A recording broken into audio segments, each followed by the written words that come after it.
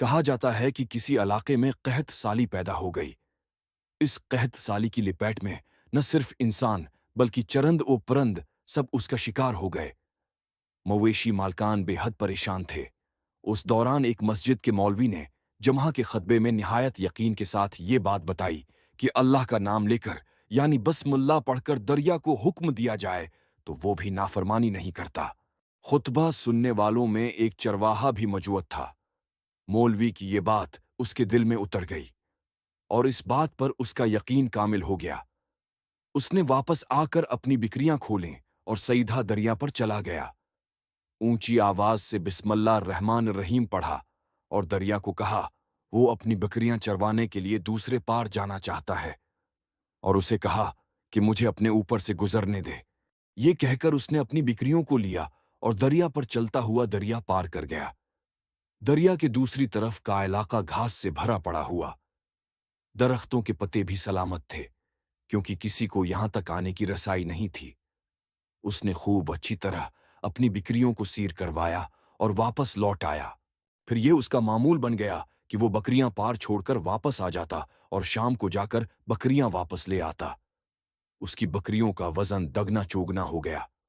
لوگ چونک گئے اور اس سے پوچھا کہ وہ اپنی بکریوں کو کیا کھلاتا ہے۔ وہ سیدھا سادھا اور صاف دل نوجوان تھا۔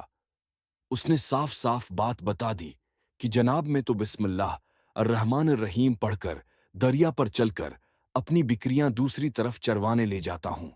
یہ بات سب نے سنی مگر کسی نے اس چرواہے کی بات پر یقین نہیں کیا کیونکہ یہ ناقابل یقین بات تھی۔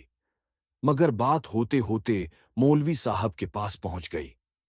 مولوی صاحب نے اس چرواہے کو بلایا اور سارا ماجرا پوچھا۔ اس چرواہے نے مولوی صاحب کو ہی حوالہ بنا لیا کہ مولوی صاحب میں تو آپ کا شکریہ ادا کرنے والا تھا۔ آپ نے جمعہ کے خطبے میں جو نسخہ بتایا تھا کہ بسم اللہ کہہ کر دریا کو بھی حکم دو تو وہ بھی انکار نہیں کرتا، تو میں تو بس آپ کے نسخے پر ہی عمل کر رہا ہوں۔ مولوی صاحب حیرت سے اس کے چہرے کو دیکھتے رہے۔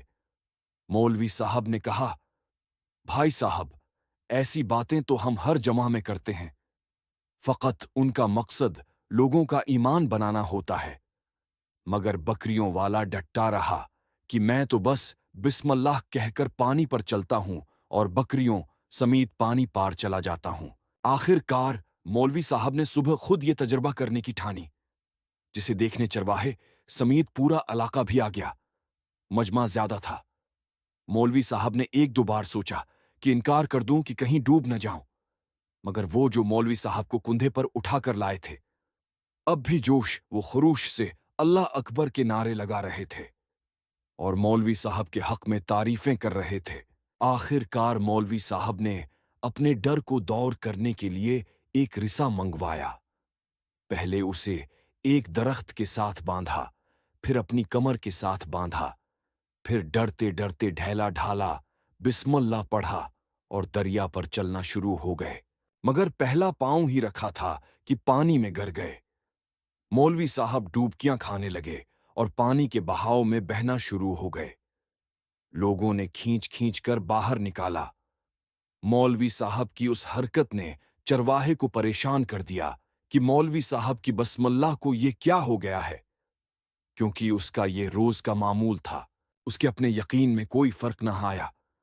اس نے بسم اللہ کہہ کر بکریوں کو پانی کی طرف اشارہ کیا اور خود ان کے پیچھے چلتا ہوا پار چھوڑ کر واپس بھی آ گیا۔ لوگ اسے ولی اللہ سمجھ رہے تھے اور اس کے حق میں نعرے لگا رہے تھے، مگر وہ سب سے بے نیاز سیدھا سادہ انسان تھا۔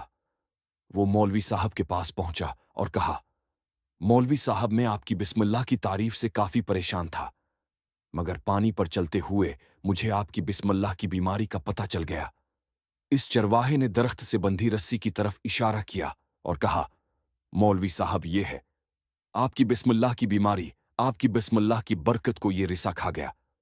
پی کو اللہ اور بسم اللہ سے زیادہ اس رسے پر بھروسہ تھا، لہٰذا اللہ نے بھی آپ کو رسی کے حوالے کر دیا۔ پھر کہنے لگا، مولوی صاحب، آپ بھی کمال کرتے ہو۔ میں نے آپ کے منہ سے سنا اور یقین کر لیا، اور میرے اللہ نے میرے یقین کی لاج رکھ لی، مگر آپ نے اللہ کا کلام سنا مگر یقین نہیں کیا۔ لہذا آپ کو اللہ نے رسوا کر دیا۔ محترم عزیز دوستو، یہی کچھ ہمارا حال ہے۔ ہماری نمازوں اور دعاؤں کا حال بھی یقین سے خالی ہے۔